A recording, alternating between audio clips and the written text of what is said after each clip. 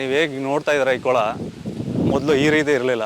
ಹಾಗೆ ಹುಡುಗರು ಏನು ಇದು ಮಾಡಿದ್ರು ಆ ರೀತಿ ಗಿಡ ಸತ್ತೆ ಎಲ್ಲ ಬೆಳ್ಕೊಂಡು ಫುಲ್ಲು ಮುಚ್ಚೋಗಿತ್ತು. ನೀವು ಇಲ್ಲಿ ನೋಡಿದ್ರೆ ಬರೀ ಏನು ಒಂದು ಬರೀ ಗಿಡ ಗಿಂಟಗಳೇ ಕಾಣ್ತಾ ಇತ್ತು. ಒಂದು ಕೆರೆ ಇದೆ ಅಂತಲೂ ಯಾರೂ ಗೊತ್ತಾಗ್ತಾ ಇರಲಿಲ್ಲ. ಇದನ್ನು ಬಂದು 2 ದಿನ ಆ ಹುಡುಗರು ಮತ್ತು ನಾವು ಅಚೀವರ್ ಅಕಾಡೆಮಿ ಅಂತ ನಮ್ಮ ಸರ್ ಅದೊಂದು ನಡೆಸ್ಕೋತಾ ಇದ್ದಾರೆ. ಅವರ ಅಂಡರಲ್ಲಿ ನಾವು ಈ ಥರ ಎಷ್ಟೊಂದು ಆಲ್ಮೋಸ್ಟ್ ಇದೋ ಒಂದು ಕೆರೆ ನೀವು ನೋಡ್ತಾ ಇರೋದು ಈಗ ಇದೊಂದು. ಇದರ ಜೊತೆಗೆ ಎಷ್ಟೋ ದೇವಸ್ಥಾನಗಳು ಇರ್ಬೋದು, ಹಳೆಯ ಕಾಲದ ದೇವಸ್ಥಾನಗಳು ಮತ್ತು ಸುತ್ತಮುತ್ತ ಇರೋ ಕೊಳಗಳನ್ನೆಲ್ಲ ನಾವು ನಮ್ಮ ಹುಡುಗರು ಅಚೀವರ್ಸ್ ಅಕಾಡೆಮಿ ಅಂತ ಇನ್ನೂ ಒಂದು ಇದೆ, ಒಂದು ತಂಡ.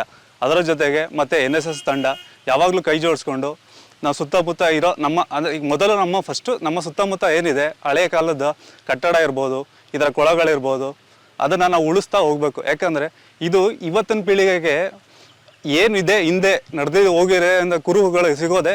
ಮತ್ತು ಇದ್ರದ್ದು ಕೊಳಗಳಿರ್ಬೋದು, ಇದೇನೆಂದರೆ ಇದ್ರದ್ದು ಇನ್ನೂ ಒಂದೇನೆಂದರೆ ವಾಸ್ತುಶಿಲ್ಪಗಳು. ಈಗ ಕರೆಂಟ್ ನಾವೇನು ಹುಡುಗರುಗಳಿದ್ರು ವಿದ್ಯಾರ್ಥಿಗಳಿರ್ಬೋದು, ಹಳೇದು ಬೇಸಿಕಲಿ ಸಿವಿಲ್ ಇಂಜಿನಿಯರ್ ಆಗಿರೋದ್ರಿಂದ ವಾಸ್ತುಶಿಲ್ಪ ಅನ್ನೋದು ಈಗ ನಾವು ಜಸ್ಟ್ ನೋಡ್ತಾ ಇರೋದೇನಿದೆ ಎಲ್ಲನೂ ಹಳೆಯ ಕಾಲದಿಂದನೇ ಬಂದಿರುವಂಥದ್ದು ಹೊಸ ಇದು.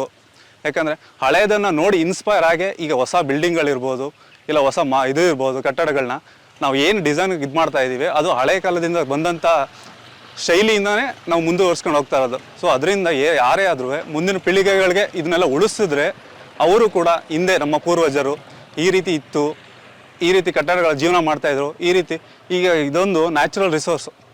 ಆಗ ನಮ್ಮ ಥರ ಈಗ ಪೈಪ್ಲೈನು ಇದ್ರದ್ದು ಏನೂ ಇರಲಿಲ್ಲ. ಸೊ ಆ ಕಾರಣಕ್ಕೆ ಇದನ್ನು ಕುಡಿಯೋ ನೀರಿಗೆ ಇರ್ಬೋದು ಬಳಸ್ಕೊತಾ ಇದ್ರು. ಬಟ್ ಈಗ ಇದನ್ನು ಕುಡಿಯೋದಕ್ಕೆ ಬಳಸ್ತಾ ಇದ್ರೂ ಪರವಾಗಿಲ್ಲ. ಅದೇ ಪ್ರಾಣಿ ಪಕ್ಷಿಗಳಿಗೆ ನೀರಿಗೆ ಅಭಾವ ಆದಾಗ ಇದನ್ನು ಬಳಸ್ತವೆ.